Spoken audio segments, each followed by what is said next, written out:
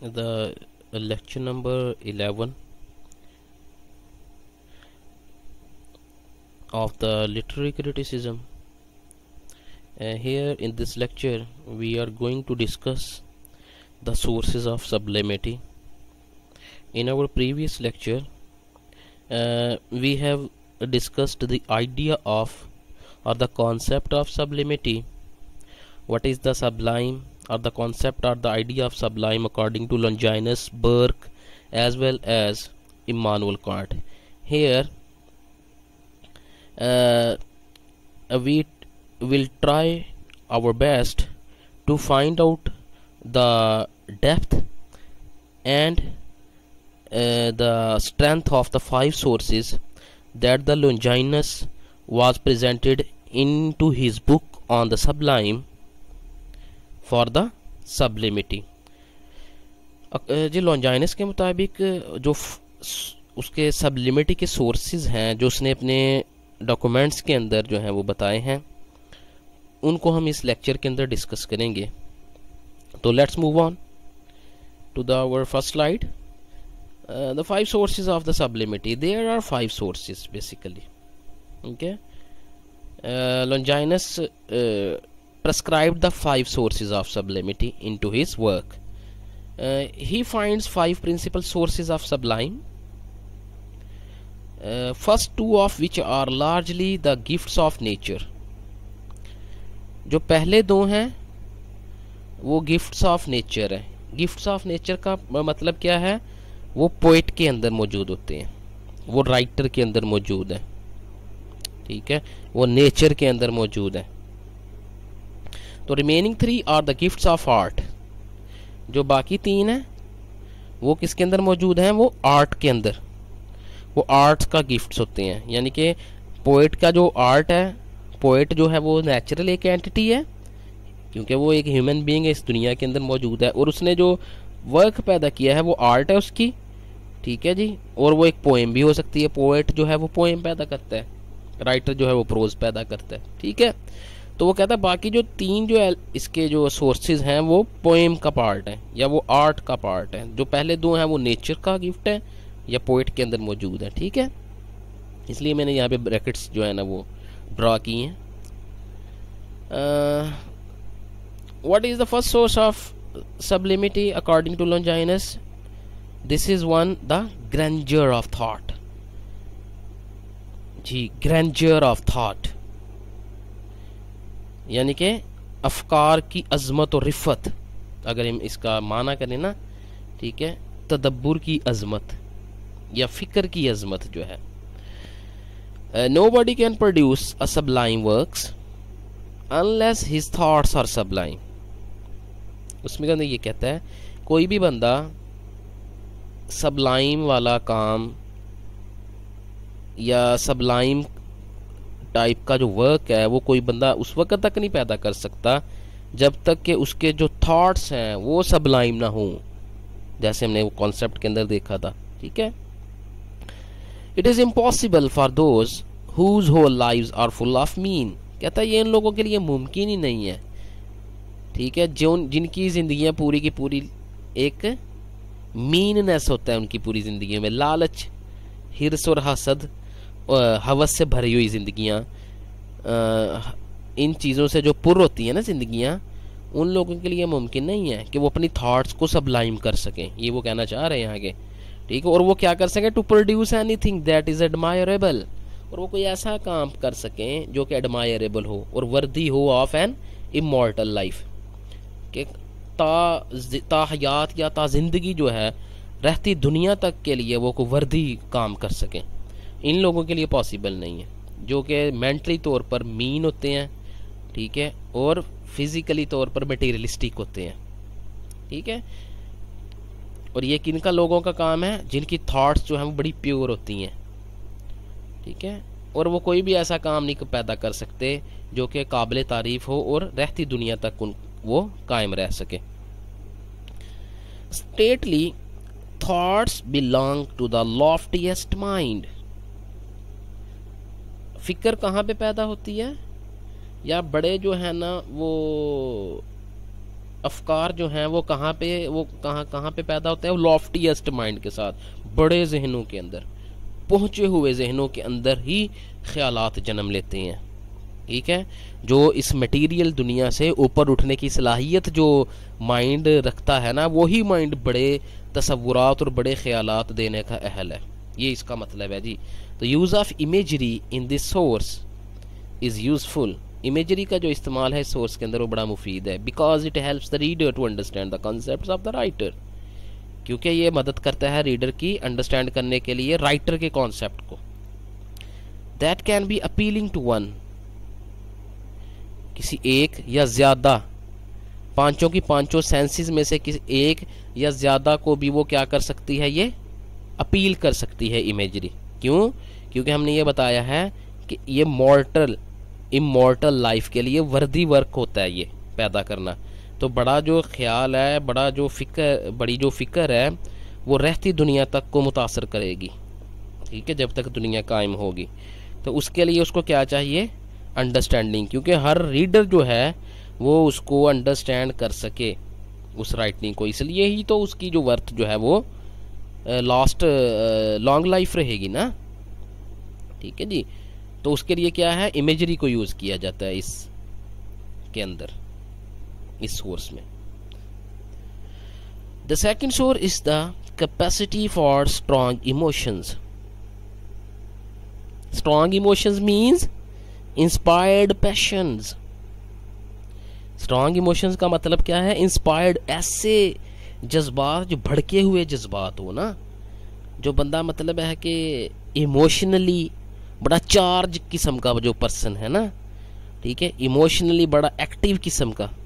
ठीक है, inspired patience के मुराद मैं यहाँ पे बता रहा हूँ, उसका मतलब ये है। स्ट्रॉन्ग इमोशंस का मतलब क्या कह रहा है? इंस्पायर्ड पैशंस, ऐसे पैशंस, ऐसे एहसासात, ऐसे जज्बात जो पहले से ही जिनके अंदर बुलंदी पाई जाती हो।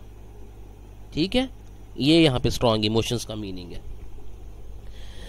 तो nothing contributes more to loftiness of tone in writing than genuine emotions. वो कहता है जेन्युइन इमोशंस के अलावा ऐसी कोई चीज़ ही नहीं है जो राइटिंग की टोन के अंदर जो है वो बुलंदी पैदा कर सके। जेन्युइन इमोशंस ही वो असल एक्चुअल चीज़ हैं जिनके ज़रिए तहरीर के अंदर बुलंदी पैदा की जा सकती है।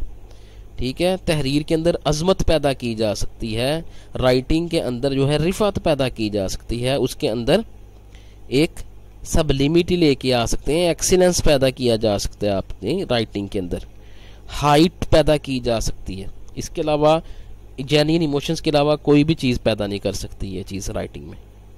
He says that, Longinus says that in his book, I would confidently affirm that, कहता मैं बड़े अतमाद तरीके से ये अफर्म करूँगा कि nothing makes so much for grandeur as true emotion in the right place। ये पहले भी बात करते कि जेन्युइन इमोशंस जिस तरह से अपने एक सही जगह के ऊपर, जेन्युइन इमोशंस या ट्रू इमोशंस का जो इस्तेमाल जितना ग्रैंड्योर पैदा करता है ना, इतना कोई भी चीज़ उसके अंदर ग्रैंड्योर पैदा नहीं कर सकती।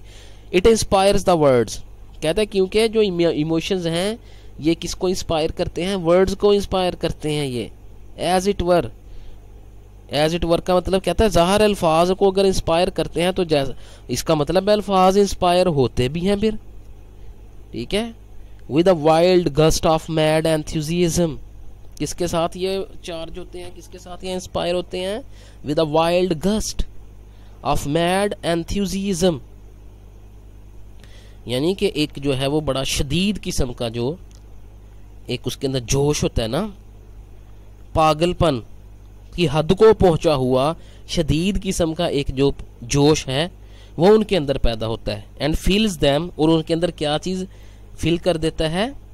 विद डिवाइन फ्रेंजे, एक इल्हामी किस्म का वलवला उनके अंदर भर देता है। वो अल्फाज की बात कर रहा है, वो कहता है अल्फाज ने इंस्पायर हुए हैं। वो इंस्पायर कैसे हुए हैं? एक बड़े एक समझ लें कि पुरजोश किस्म के एक झक्कड़ के साथ, यानी कि जैसे झोंका नहीं होता बड़ा, कहता है पुरजोश किस्म का झोंका उनके अंदर उनको इंस्पायर करता है। वो झोंका किसका होता है? कि पागलपन की हद को पहुंचा हुआ जोश व वलवला, ठीक है। और उसको उसके अंदर वो क्या उन अल्फाज के अंदर वो क्या भरते हैं, ये सारी चीज़ें, ठीक है। ये ग्रैंडियर जो जेन्युइन इमोशंस है उन अल्फाज के अंदर क्या भरते थे, एक मजनूनाना किस्म का एक तजुर्बा, एक यह इल्हामी जुनून जो है ना, वो डिवाइन फ्रेंजी का मतलब क्या है, एक इल्हामी जुनून पैदा कर देते हैं, ये उनके अंदर भर देते हैं इल्हामी जुनून को। इसलिए जो अल्फाज हैं वो जो रीडर जो रीड करता है तो वो भी उसी ही चीज़ का एक्सपीरियंस करता हुआ अपने लेवल्स को इन्हांस करता जाता है, जैसे हमने सब्लिमिटी के कॉन्सेप्ट में डिस्कस किया था। If some emotions require that the persona of emotions be believed to exist, कहता है अगर कुछ इमोशंस ये रिक्वायर करते हैं कि जो इंसान का जो जज्बाती हिस्सा है क्या वो वाकई ही मौजूद होता है, ठीक है, यानी कि इस पे यकीन हो कि वो मौजूद है, कि इस इंसान का जो जज्बाती पहलू है वो वजूद रखता है अपना, या वो मौजूद है, इस पे हमें यकीन हो। Even though he does not, यहाँ तक कि वो नहीं रखता वजूद। कहता कुछ इमोशंस ये रिक्वायर करते हैं कि इंसान का जो एक जज्बाती एक पहलू है ना वो वजूद रखता है, ठीक है। हालांकि अगर even though he does not, यहाँ तक कि वो नहीं रखता अगर, तो कहता था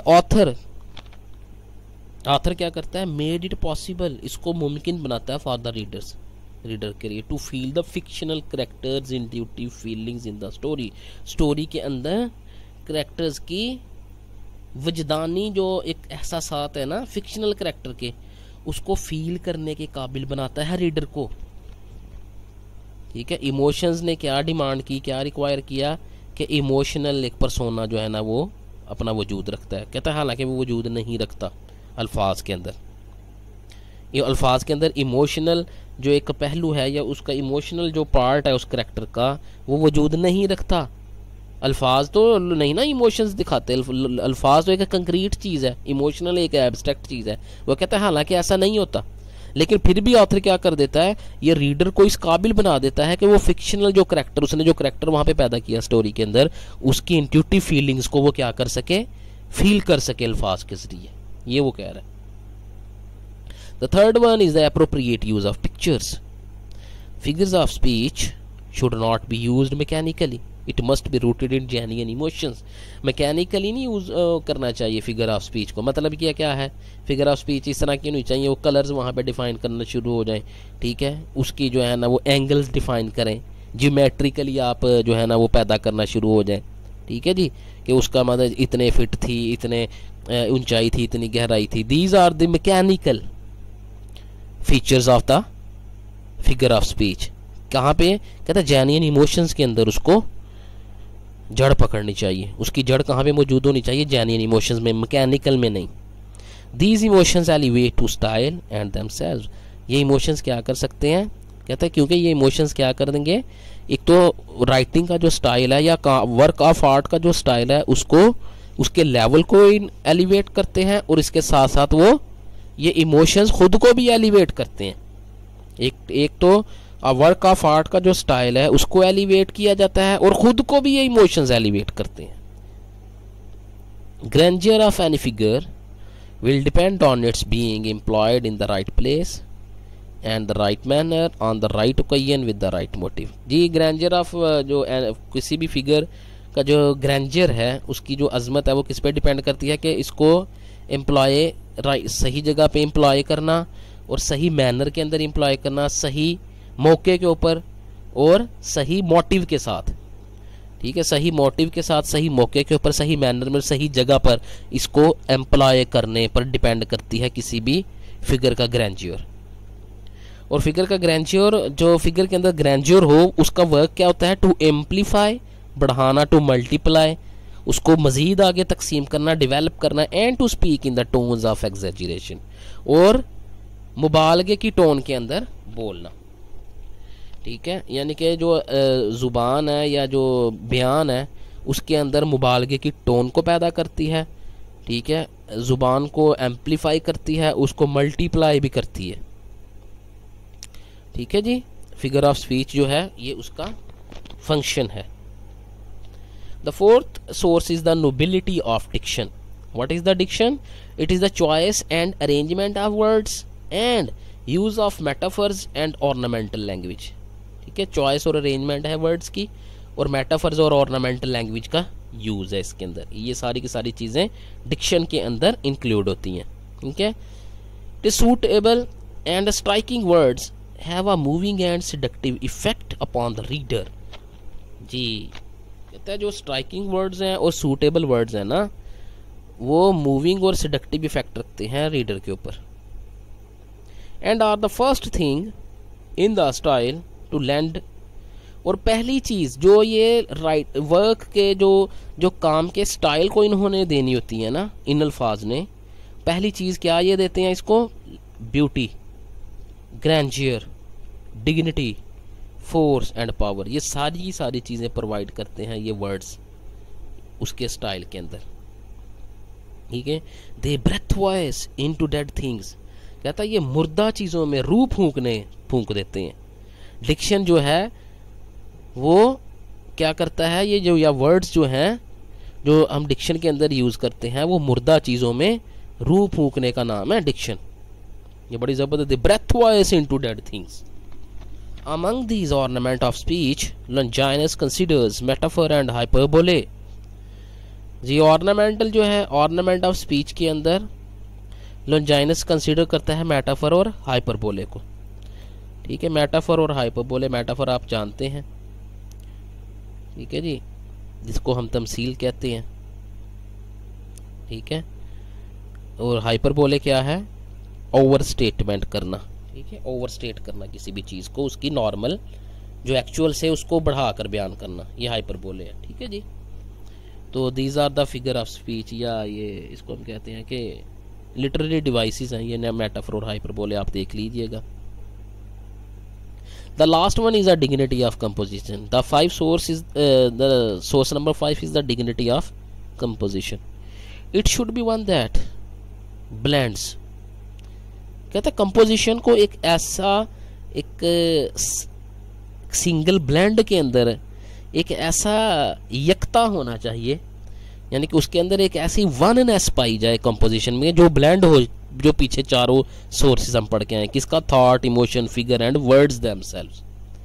इन सब का ब्लेंड हो। कंपोजिशन को एक इस तरह का एक मरबूत एक सिंगल इम्प्रेशन देना चाहिए। एक वन का मतलब ये शुड बी वन। कहता है ये वो एक यकता चीज़ होनी चाहिए कि जो ये सारी चीज़ों को अपने अंदर क्या करे? ब्लेंड करे। ब्लेंड की सूरत में उसके अंदर ये सारी चीज़ें मौजूद हों। Proceeding 4 elements into harmonious whole, और ये इस तरह से प्रोसीड करते हों एक दूसरे को हारमोनियस होल बना के, यानी कि एक हम आहंग किस्म का कुल होना चाहिए। ये नहीं कि पढ़ते हुए वो डिस्टिंक्शन आए और रीडर जो है ना वो जो है वो फ्रस्ट्रेटेड हो जाए वहाँ पे रीडिंग करते हुए कि यार ये कैसे सेपरेट किए।